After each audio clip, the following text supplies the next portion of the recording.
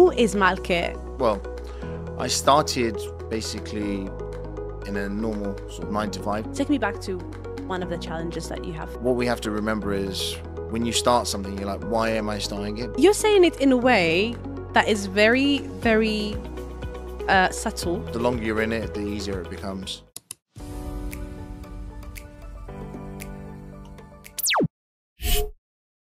Let our audience know how you started, what you do.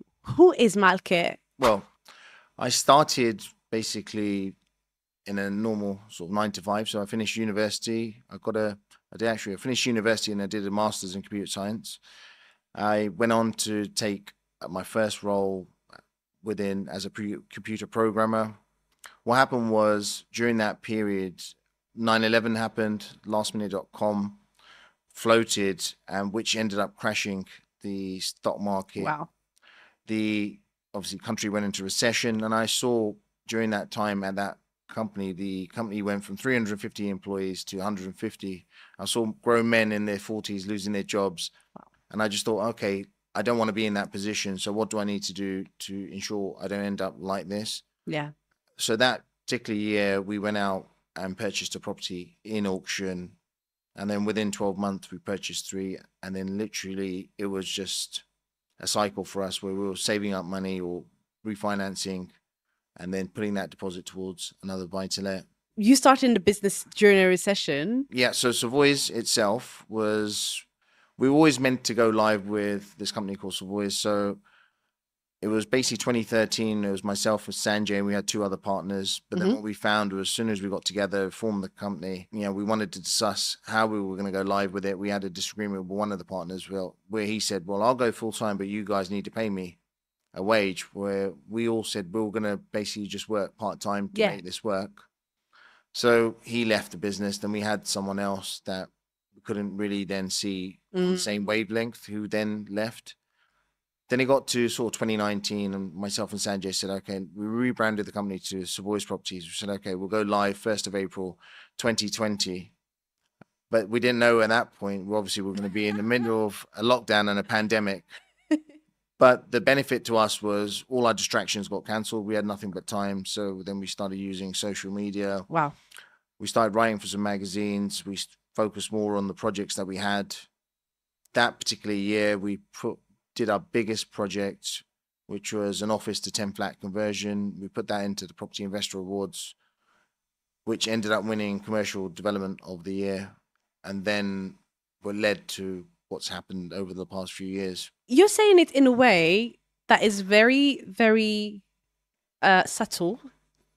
It looks like it's a very simple... Is it simple to be in property? I don't think it's simple. It just requires hard work. You need a plan, strategy on how you're going to do it. And then the longer you're in it, the easier it becomes. Let's address the elephant in the room. Obviously, it needs money to be able to do this. Did you have money in the bank? Did you end up borrowing money from investors or getting loans, or how was it? Okay, so we've never borrowed money from investors. I don't really like doing rent-to-rent or anything like that. What we did was, when we started, you only needed, say, 10% to actually purchase a property, and the property price was a lot cheaper back then. I think the first property that we purchased was, say, 120,000. So between myself and Sanjay, that's 6K each plus the buying cost. In London? In London, yeah. So this is the outskirts, so Hillingdon.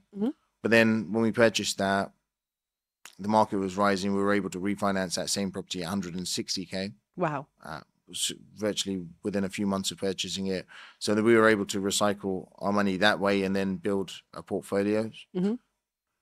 I don't think that's now available now, because obviously you've got rental calculations that come in. You've got Section 24. You've also got higher interest rates now. So it's made it a little bit more challenging. I think the deposit also needs to be 25%. So it's not impossible to get into property now, but it's got a little bit more challenging.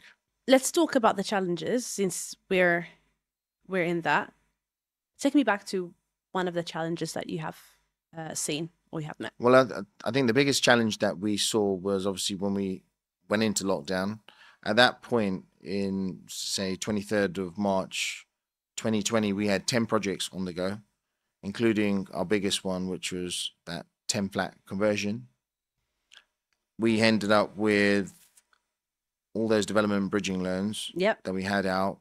We were unable to get surveyors come in as we completed works where they come sign off. Okay, you know, that's done. Okay. They'll release some capital. That wouldn't happen because the banks didn't know whether it was safe for surveyors to visit sites.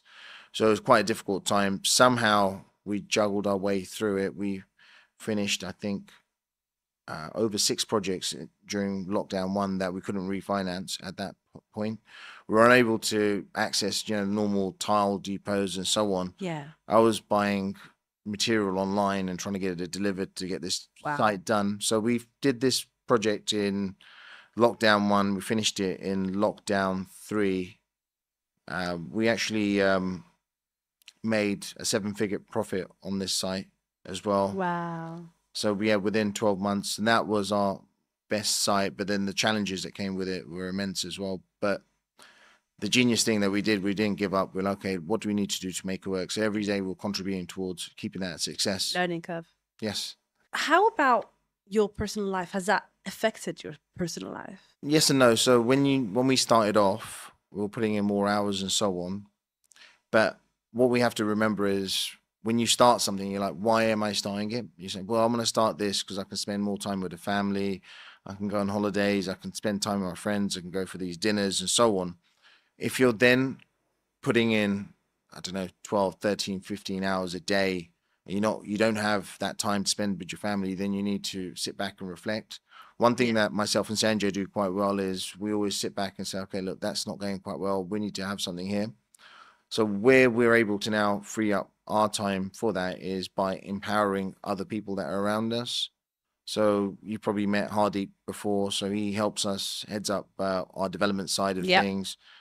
I think you met Lauren, who then heads up the management side of things and also helping on the project management stuff as well. So we're slowly building a team and then giving them responsibility and then also making them feel part of the team. So when you feel it's yours, you want to put in, you don't mind putting in their extra time because you don't feel it's work. Yeah, interesting.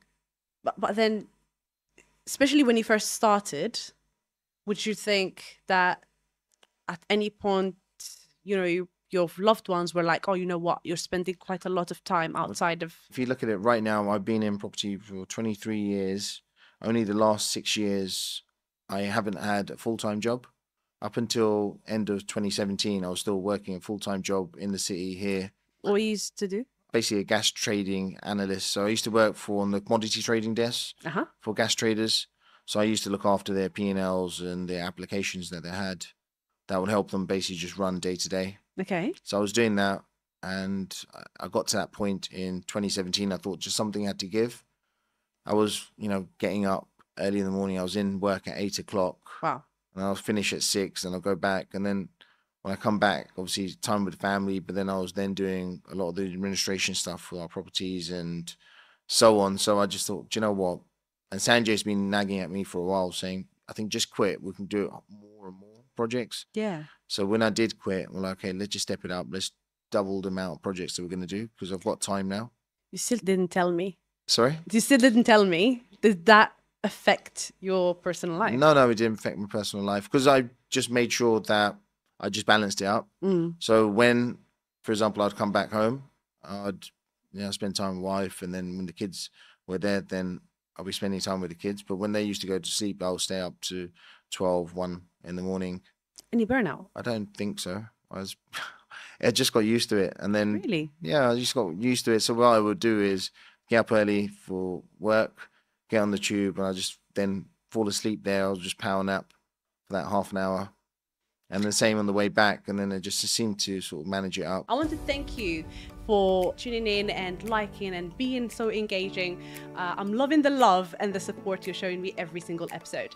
If you have any questions, make sure you follow us on all our social media and leave all your comments and your burning questions in the comment section down below. If you're listening to us through the audio platforms, Spotify, iTunes, or if you're watching us on YouTube, do not forget to give us a subscribe. Thank you for tuning in to the Diaries of Success. I was your host, Hajar Beyaz. Until the next episode, do not forget to live your best life.